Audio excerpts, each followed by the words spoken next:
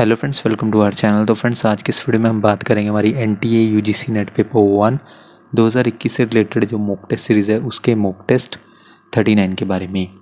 तो फ्रेंड्स, आज के इस वीडियो में हम डिस्कस करने वाले हैं 16 अक्टूबर से लेकर 25 अक्टूबर 2021 के करंट अफेयर्स को आज की इस वीडियो में हम डिस्कस करने वाले हैं। तो फ्रेंड्स, ये वीडियो काफ़ी इंपॉर्टेंट रहेगी आपके एग्ज़ाम के पॉइंट ऑफ व्यू से।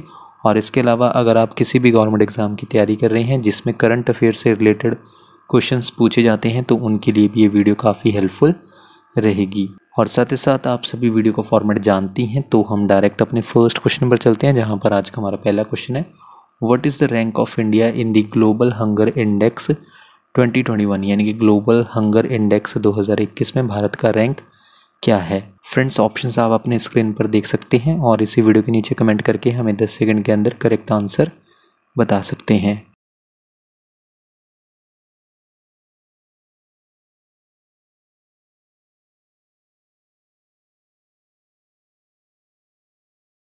इस क्वेश्चन का करेक्ट आंसर है ऑप्शन सी 101, यानी कि 101 इंडिया का रैंक रहा किसमें, ग्लोबल हंगर इंडेक्स 2021 में। कितनी कंट्रीज़ में से टोटल जो है 116 कंट्रीज़ में से इंडिया का रैंक रहा 101 ग्लोबल हंगर इंडेक्स 2021 में। और इसके अलावा 2020 में इंडिया का क्या रैंक था, 94th पोजीशन पर था इंडिया 107 कंट्रीज़ में से, यानी कि 107 कंट्रीज़ में से इंडिया 94 पोजीशन पर था ग्लोबल हंगर इंडेक्स 2020 में, और जबकि इस बार 101वें स्थान पर है।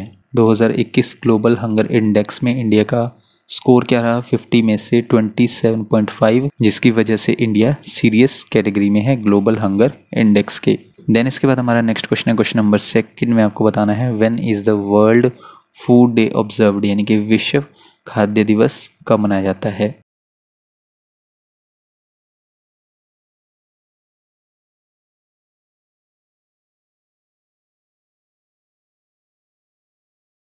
वर्ल्ड फूड डे हर साल सेलिब्रेट किया जाता है, ऑप्शन सी 16 अक्टूबर को। तो हम इस क्वेश्चन को थोड़ा डिस्कस कर लेते हैं फ्रेंड्स। वर्ल्ड फूड डे हर साल सेलिब्रेट किया जाता है 16 अक्टूबर को, पूरे विश्व में इरेडिकेट कर सके, उन्मूलन कर सके, ख़त्म कर सके जो वर्ल्ड वाइड हंगर है, यानी कि वैश्विक जो भूख है हमारे जीवन काल में, तो उसके लिए सेलिब्रेट किया जाता है हर साल 16 अक्टूबर को वर्ल्ड फूड डे। देन इसके बाद वर्ल्ड फूड डे यानी कि 16 अक्टूबर को स्थापना हुई थी किसकी, united nations food and agriculture organization की, इन शॉर्ट FAO की, कब, 1945 में, यानी कि 1945 में हुई थी। इसके बाद हमारा नेक्स्ट पॉइंट है वर्ल्ड फूड डे 2021 के बारे में हम थोड़ा डिस्कस कर लेते हैं। इस दिन एनिवर्सरी होती है किसकी, फूड एंड एग्रीकल्चर ऑर्गेनाइजेशन की, यूनाइटेड नेशंस के। हर साल वर्ल्ड फूड डे को सेलिब्रेट किया जाता है 16 अक्टूबर को, ताकि निपटा जा सके ग्लोबल हंगर से, यानी कि टैकल किया जा सके वैश्विक भूखमरी से, और इरेडिकेट किया जा सके हंगर को, यानी कि ख़त्म किया जा सके भूखमरी को पूरे विश्व से। इसके बाद नेक्स्ट पॉइंट है, हर साल हम सेलिब्रेट करते हैं वर्ल्ड फूड डे को ताकि अप्रिशिएट कर सके जो अमेजिंग फूड हम खाते हैं और टैकल किया जा सके वर्ल्ड हंगर से। और 16 अक्टूबर को क्रिएशन भी हुआ था किसका, फूड एंड ऑर्गेनाइजेशन का, 1945 में, जिसे ऑलरेडी हम प्रीवियस पॉइंट्स में कवर कर चुके हैं। देन इसके अलावा वर्ल्ड फूड डे यानी कि इस दिन को इस्टेब्लिश किया गया था नवंबर 1979 में, जहां पर सजेस्ट किया गया था जो farmer Hungarian minister of agriculture and food हैं डॉक्टर पाल रोमैनी, उनके द्वारा इस दिन को सजेस्ट किया गया था। और वर्ल्ड फूड डे को आज 150 से ज़्यादा देशों में सेलिब्रेट किया जाता है। और नेक्स्ट इंपॉर्टेंट पॉइंट है, वर्ल्ड फूड डे 2021 का थीम क्या है, save food now for a healthy tomorrow. ये थीम है 2021 विश्व खाद्य दिवस का। और इसके अलावा फ्रेंड्स, ये क्वेश्चन और भी ज़्यादा इंपॉर्टेंट हो जाता है क्योंकि जो हमारा यूनिट 9 है एनटीए यूजीसी नेट पेपर 1 के लिए पीपल डेवलपमेंट एंड इन्वायरमेंट, उसका सब टॉपिक है सस्टेनेबल डेवलपमेंट गोल्स। तो ये क्वेश्चन उससे भी एसोसिएटेड है, उससे भी जुड़ा हुआ है, क्योंकि सस्टेनेबल डेवलपमेंट गोल जो 2 है वो हमारा कौन सा है, ज़ीरो हंगर, जहाँ पर हमारा सस्टेनेबल डेवलपमेंट गोल जो 2 है उसका उद्देश्य क्या है कि ख़त्म करना है हंगर को, और जो सभी फॉर्म्स हैं मेल न्यूट्रिशन के यानी कि कुपोषण के, उन्हें 2030 तक ख़त्म करना है। यानी कि लक्ष्य 2 का लक्ष्य 2030 तक भूख और सभी प्रकार के कुपोषण को समाप्त करना है। और इसके अलावा सभी के पास पूरे साल सेफ, न्यूट्रिशियस और सफिशेंट फूड हो, यानी कि सभी के पास पूरे साल जो है सुरक्षित, पौष्टिक और पर्याप्त भोजन हो। इसके बाद नेक्स्ट पॉइंट में सस्टेनेबल डेवलपमेंट गोल 2 का एम क्या है? अचीव करना है ज़ीरो हंगर। और ये वन ऑफ द 17 जो हमारे सस्टेनेबल डेवलपमेंट गोल्स हैं उनमें से एक है, जिन्हें इस्टेब्लिश किया गया था यूनाइटेड नेशंस द्वारा 2015 में। और ऑफिशियल वर्डिंग है and hunger, achieve food security and improved nutrition and promote sustainable agriculture. यानी कि जो आधिकारिक शब्दांकन है वो कुछ इस तरह से है: भूख समाप्त करें, खाद्य सुरक्षा और बेहतर पोषण प्राप्त करें और स्थायी कृषि को बढ़ावा दें। किसके अकॉर्डिंग? सस्टेनेबल डेवलपमेंट गोल 2 के अकॉर्डिंग। देन इसके बाद हमारा नेक्स्ट क्वेश्चन है question number 3, India's first Atal community innovation centre in short ACIC has been launched in which city. यानी कि भारत का पहला अटल सामुदायिक नवाचार केंद्र किस शहर में शुरू किया गया है?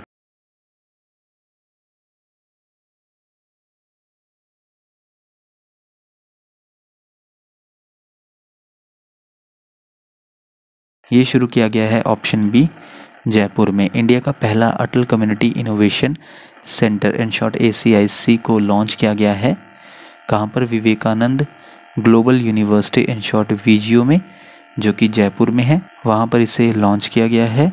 और ये पहला सेंटर होगा कंट्री का जिसे सेटअप किया जाएगा गवर्नमेंट ऑफ इंडिया द्वारा, अटल इनोवेशन मिशन और नीति आयोग द्वारा। इसके बाद हमारा नेक्स्ट क्वेश्चन है क्वेश्चन नंबर 4 में आपको बताना है when is the international day for the eradication of poverty observed. यानी कि गरीबी उन्मूलन के लिए अंतर्राष्ट्रीय दिवस कब मनाया जाता है?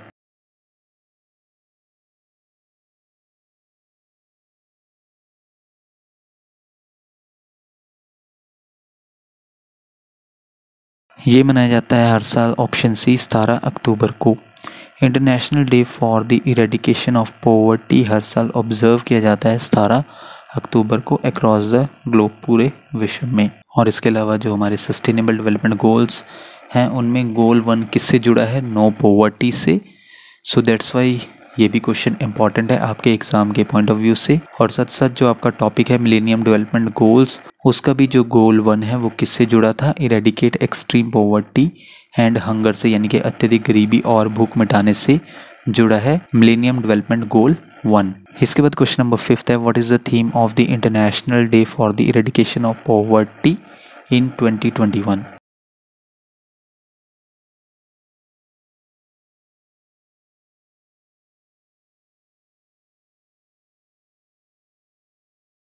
International day for the eradication of poverty 2021 का थीम क्या है? Option D, building forward together, ending persistent poverty, respecting all people and our planet. यानी कि एक साथ आगे बढ़ना, लगातार गरीबी को समाप्त करना, सभी लोगों और हमारे ग्रह का सम्मान करना। ये थीम है किसका? 2021 का international day for the eradication of poverty का। इसके बाद क्वेश्चन नंबर 6 है which edition of the annual general assembly of the international solar alliance in short ISA has been organised in October 2021। यानी कि अक्टूबर 2021 में अंतर्राष्ट्रीय सौर गठबंधन की वार्षिक आम सभा का कौन सा संस्करण आयोजित किया गया है?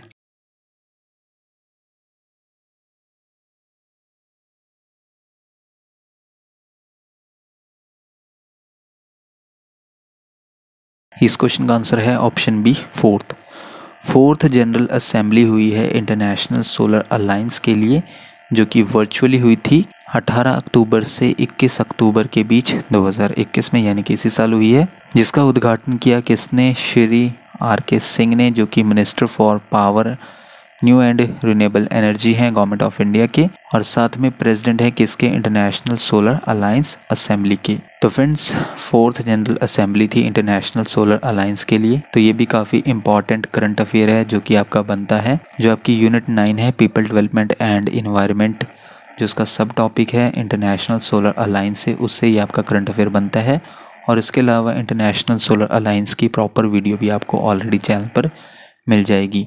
आप चैनल पर जाकर वो वीडियो भी देख सकते हैं। इसके बाद हमारा नेक्स्ट क्वेश्चन है question number 7। What is the rank of India in the global food security index 2021, यानी कि वैश्विक खाद्य सुरक्षा सूचकांक 2021 में भारत का रैंक क्या है।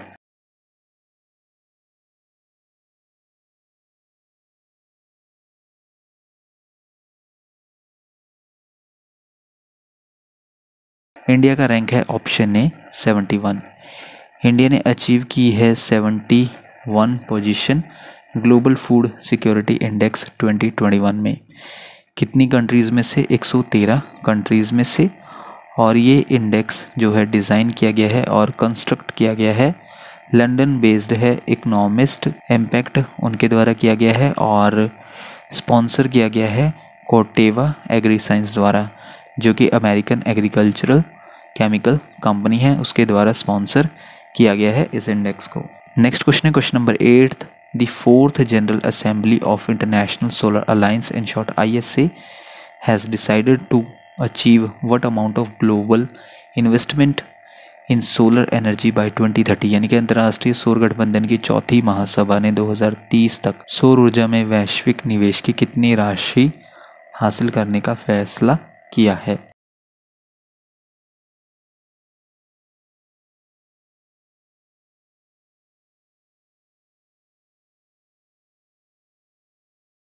वो है ऑप्शन डी USD 1 ट्रिलियन का।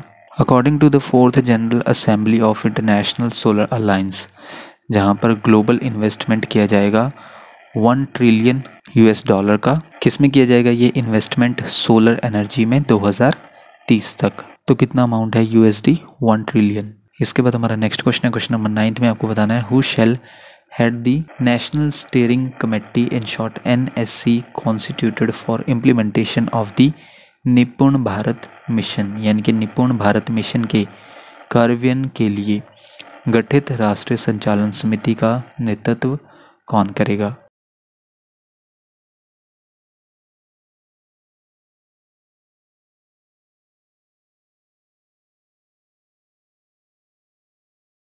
वो है ऑप्शन ए धर्मेंद्र प्रधान, जो कि करंट एजुकेशन मिनिस्टर हैं। Department of school education and literacy ने कॉन्स्टिट्यूट किया है नेशनल स्टीयरिंग कमेटी को, किसके इम्प्लीमेंटेशन के लिए? निपुण भारत मिशन के इम्प्लीमेंटेशन के लिए, जहां पर यूनियन एजुकेशन मिनिस्टर हैं श्री धर्मेंद्र प्रधान, वो चेयरपर्सन होंगे किसके? नेशनल स्टीयरिंग कमेटी के। और minister of state for education जो कि हैं श्रीमती अन्नपूर्णा देवी, वो होंगी vice chairperson national steering committee की। और इसके अलावा मिनिस्ट्री ऑफ एजुकेशन ने लॉन्च किया है निपुण। निपुण का फुल फॉर्म आपको पता होना चाहिए क्योंकि ये आपका क्वेश्चन बनता है एजुकेशन से, जहाँ पर निपुण stands for national initiative for proficiency in reading with understanding and numeracy, यानी कि समझ और संख्यात्मकता के साथ पढ़ने में प्रवीणता के लिए राष्ट्रीय पहल। ये है निपुण भारत स्कीम। और इसके अलावा इसका उद्देश्य क्या है? कवर करता है जो बच्चों की लर्निंग नीड्स हैं, यानी कि जो बच्चों की सीखने की ज़रूरतें हैं, किस एज ग्रुप के बीच की? 3 से 9 सालों के बीच की। उस आयु वर्ग के बच्चों की जो सीखने की ज़रूरतें हैं उनको पूरा करता है निपुण भारत स्कीम। ये जो इनिशिएटिव है इसको लॉन्च किया जा रहा है as a part of national education policy 2020। और इसके अलावा निपुण भारत को इम्प्लीमेंट किया जाएगा department of school education and literacy द्वारा। और आज का हमारा लास्ट क्वेश्चन है question number 10। India's first ever radio over internet protocol in short ROIP system for major port of the country has been unveiled at which of these ports, यानी कि देश के प्रमुख बंदरगाह के लिए भारत के पहले radio over internet protocol system का अनावरण इनमें से किस बंदरगाह पर किया गया है।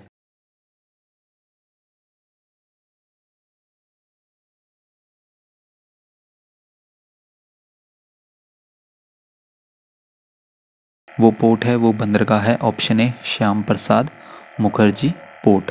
तो फ्रेंड्स ये क्वेश्चन आपका बनता है ICT से, जहाँ पर श्याम प्रसाद मुखर्जी पोर्ट कोलकाता का पहला ऐसा मेजर यानी कि मेन इंडियन पोर्ट है जहाँ पर होगा radio over internet protocol system. तो रेडियो ओवर इंटरनेट प्रोटोकॉल क्या होता है? ये बिल्कुल सिमिलर होता है, सेम होता है वॉइस ओवर इंटरनेट प्रोटोकॉल की तरह, जहाँ पर रेडियो ओवर इंटरनेट प्रोटोकॉल में 2 वे रेडियो कम्युनिकेशन है, यानी कि जो दोनों पार्टीज़ हैं सेंडर और रिसीवर, यानी कि जो भेजने वाला है और रिसीव करने वाला है वो कम्युनिकेट कर सकते हैं रेडियो कम्युनिकेशन के माध्यम से, लेकिन वॉइस ओवर इंटरनेट प्रोटोकॉल पर कम्युनिकेट किया जाता है टेलीफोन कॉल्स के माध्यम से। तो ये डिफरेंस है रेडियो ओवर इंटरनेट प्रोटोकॉल में और वॉइस ओवर इंटरनेट प्रोटोकॉल में। तो फ्रेंड्स, ये थी हमारी आज की वीडियो जिसमें हमने कवर किए 16 तारीख से लेकर 25 अक्टूबर 2021 के जो आपके इम्पॉर्टेंट करंट अफेयर्स बनते हैं उनको आज की इस वीडियो में हमने डिस्कस किया। आप हमें इसी वीडियो के नीचे कमेंट करके बता सकते हैं कि आपने टोटल क्वेश्चंस यानी कि 10 करंट अफेयर्स में से कितने करंट अफेयर्स को करेक्ट मार्क किया। नेक्स्ट वीडियो आपको जल्दी चैनल पर मिल जाएगी। So thank you friends for watching this video.